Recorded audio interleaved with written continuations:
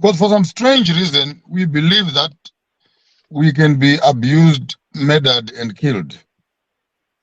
And for us to recover, we must love, tolerate, and be patient and take our time to get where we want to get to. Then I think we have really been Christianized. Even in our discussions, we forget that which was taken without law. How do you take it back using law?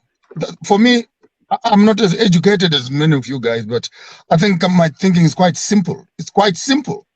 That you take my land without law. Without law, there's no law. You are now selling land that you never bought in the first place, and it belongs to me. Now we are buying our own land, and then we must go to court to see how we can use the law to return the land back to its. You people, it will take you a long time to understand the laws of the jungle and survival of species and protection of species. What makes Africans not fight is because we are many. We have a feeling of comradeship. No, the neighbor will do it. The neighbor thinks the neighbor will do it. But these guys, because they are few, they have a preservation instinct of doing everything in their power to make sure that they remain in power. How do we change? I'll give you a few methods. Number one, rewrite your own curriculums. Catch them young. It took them 400 years to get us here. Because of internet and other benefits, in less than 50 years, we can do it. If a child can finish from primary to college, 25 years, by the time he's 50 and he's practicing with the correct software, in 50 years' time, 100 at most, we will be able to produce a full generation that will have a totally different kind of mindset. Number two, how do we change and restore ourselves? We need a big symposium where pastors, Catholic monks, and etc., we can begin to debate these things as Africans. Three, we may need to rewrite our own Bible. I already have done 265 chapters of that Bible, where we begin to start our own cult, because even Christianity is what is not a cult at the end of the day? Even the bank is a cult. Even United Nations is a cult. Where are no cults? Where we create our own cult. Again, I'm using that word in a Western explanation of what a cult is, because a priest who is smoking, fumigating the church with church incense is a priest. When an African does it, he is evil. So I cannot understand human sacrifice in the occult and Satanism and human sacrifice in Christianity and animal sacrifice in the African culture, and we want to call all of them cults. So maybe we may need to even redefine what is a real cult. But that's not where I'm at. Where am I driving to? I'm driving to this point that we educate, we dominate.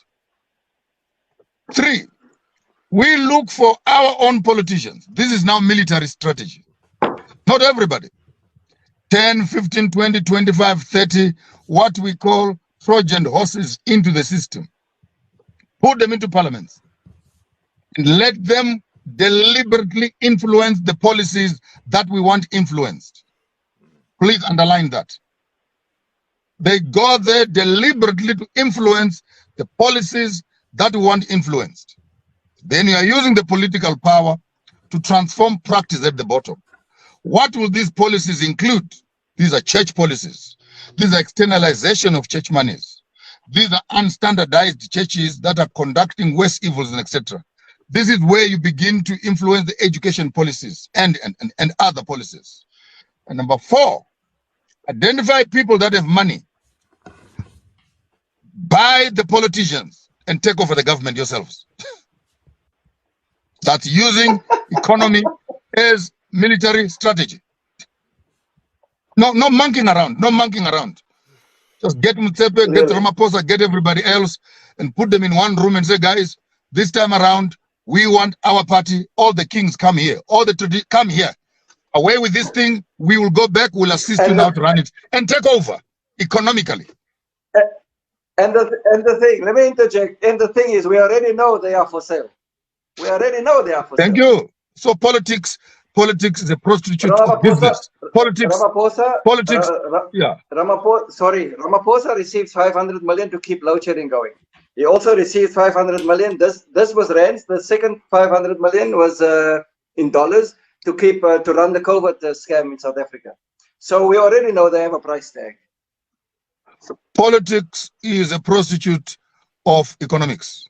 You can quote me on that because it's for sale.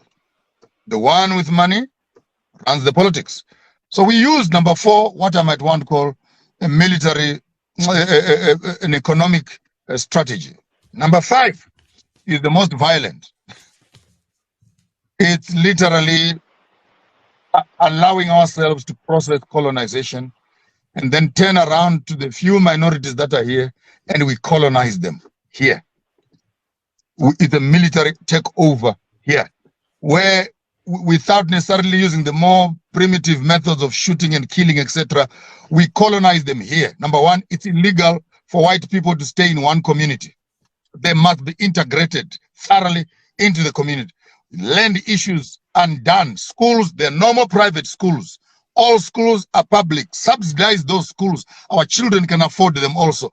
Push them out of the system totally until they start their own villages and holiday resorts. But even there, we follow them. You totally dismantle colonization, apartheid, to its fragments, to its total fragments, where they cannot even recognize each other. Places like Urania are illegal. They are legal because of a constitution. What rubbish is that you can raise a flag of a colonial system in a country that has liberated you? For crying out loud, we taught the colonizers democracy. We are the one who introduced it. They could not even give it to us. That's why we fought. And after we fought and we won, now we're democratic. They want to come and teach us how to run democracy. They can go to hell and jump in the closest sea.